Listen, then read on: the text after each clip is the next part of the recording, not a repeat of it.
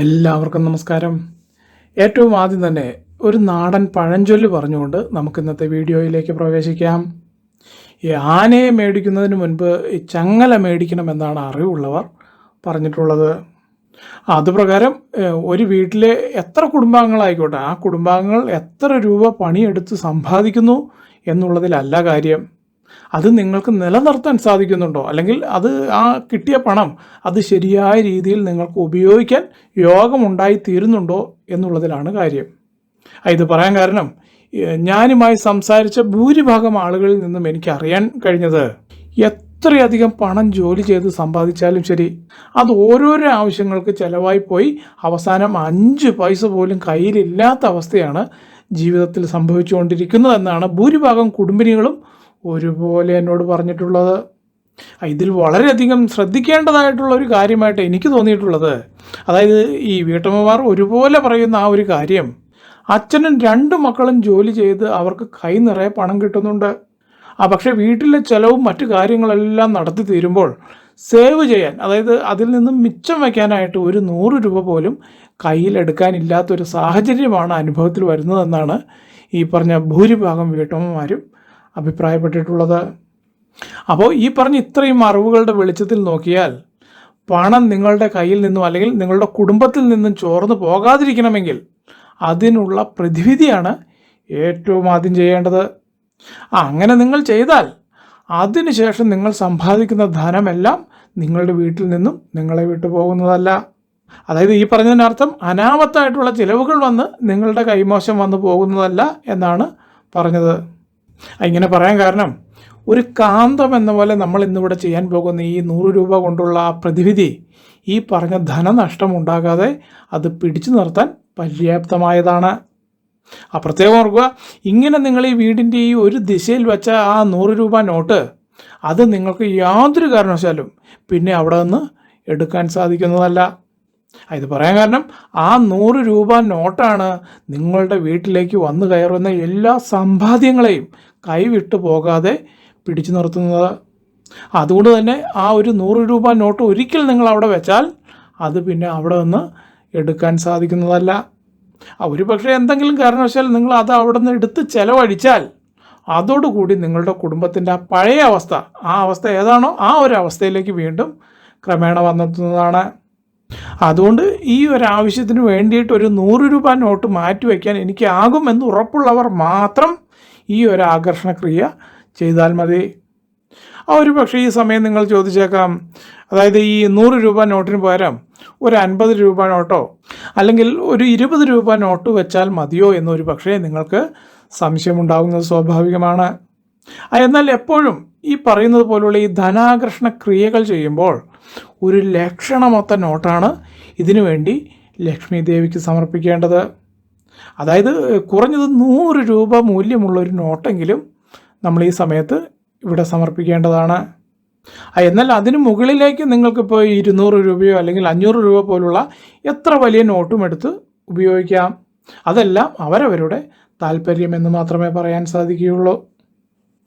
ഇനി അടുത്തതായിട്ട് പറയുന്നത്, ഈ 100 രൂപ നോട്ട് പെർമനൻ്റായി അത് വീടിൻ്റെ എവിടെയാണ്, ഏത് ഭാഗത്താണ് സൂക്ഷിക്കേണ്ടതെന്നാണ് പറയാൻ പോകുന്നത്.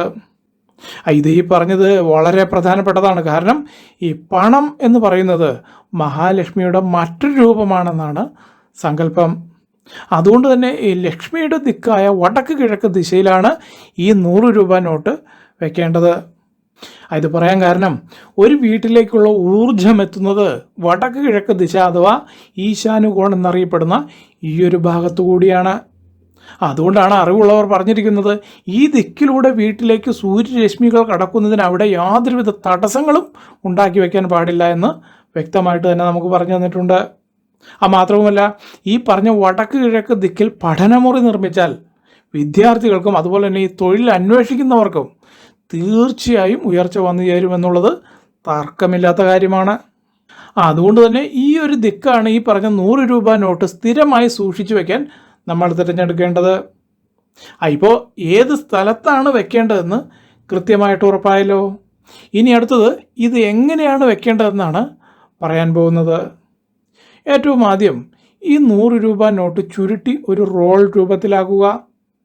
അങ്ങനെ നിങ്ങൾ ചുരുട്ടുമ്പോൾ ലക്ഷ്മി ദേവിയെ ആത്മാർത്ഥമായി പ്രാർത്ഥിച്ചുകൊണ്ട് വേണം ഈ നോട്ട് ചുരുട്ടിയെടുക്കുവാൻ. അതിനോടൊപ്പം ഈ ഒരു മന്ത്രം കൂടി ജപിക്കാവുന്നതാണ്. ഓം ഐം ശ്രീം നമഃ. ഇത് ആവർത്തിച്ച് ജപിക്കുക. ഏറ്റവും കുറഞ്ഞത് 7 തവണ ജപിക്കണം. പരമാവധി 21 തവണ വരെ ജപിക്കാവുന്നതാണ്.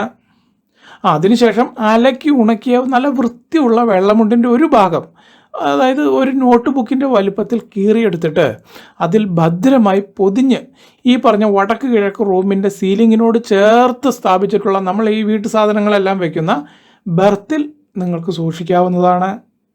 ഇനിയൊരു പക്ഷേ നിങ്ങൾ ഇത് ഈ പറഞ്ഞ ദിക്കിൽ ഒരു ആണി അടിച്ച് അത് നൂലിൽ തൂക്കിയിടാനാണ് ഉദ്ദേശിക്കുന്നതെങ്കിൽ അങ്ങനെയും വെക്കുന്നതിൽ തെറ്റില്ല. ഇനിയൊരു പക്ഷേ ഈ നിങ്ങളുടെ പൂജാമുറി വരുന്നത് ഈശാനുകോണിലാണെങ്കിൽ പൂജാമുറിയിലിരിക്കുന്ന തട്ടത്തിലും വയ്ക്കുന്നതിൽ തെറ്റില്ല. അല്ലെങ്കിൽ ഫോട്ടോകളിരിക്കുന്ന സ്റ്റാൻഡിൽ വയ്ക്കാം.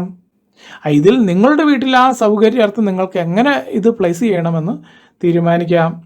പക്ഷേ ഈ പറഞ്ഞതുപോലെ വീടിൻ്റെ വടക്ക് കിഴക്ക് ഈശാനുകോണിലായിരിക്കണം നിങ്ങൾ ഈ 100 രൂപ നോട്ട് സ്ഥാപിക്കേണ്ടതെന്ന ആ ഒരു കാര്യത്തിൽ യാതൊരുവിധ വ്യത്യാസവും വരാൻ പാടില്ല. ഒരു പ്രാവശ്യം അവിടെ വെച്ച് കഴിഞ്ഞാൽ പിന്നെ അതിലേക്ക് നോക്കുകയും വേണ്ട, തൊടുകയും വേണ്ട. അതുകൊണ്ട് തന്നെ അങ്ങനെ സുരക്ഷിതമായിട്ടുള്ള ആ ഒരിടത്ത് വേണം ഇത് വയ്ക്കേണ്ടത്. മാത്രവുമല്ല ഈശാനുകോണം ആയതുകൊണ്ട് തന്നെ അതിലേക്ക് നിങ്ങൾ പ്രത്യേകിച്ച് പ്രാർത്ഥന നിത്യവും നടത്തേണ്ട കാര്യവുമില്ല. അതെന്തുകൊണ്ടെന്നാൽ അത് അവിടെ ഇരിക്കും തോറും അതിന് ശക്തി വർദ്ധിച്ചുകൊണ്ടേയിരിക്കും.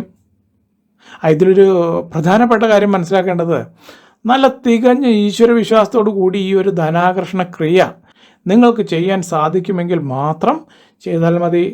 അത് പറയാൻ കാരണം, എന്നാൽ ഇതിൻ്റെ ആ ഒരു പ്രയോജനം പരിപൂർണമായി ലഭിക്കുകയുള്ളൂ.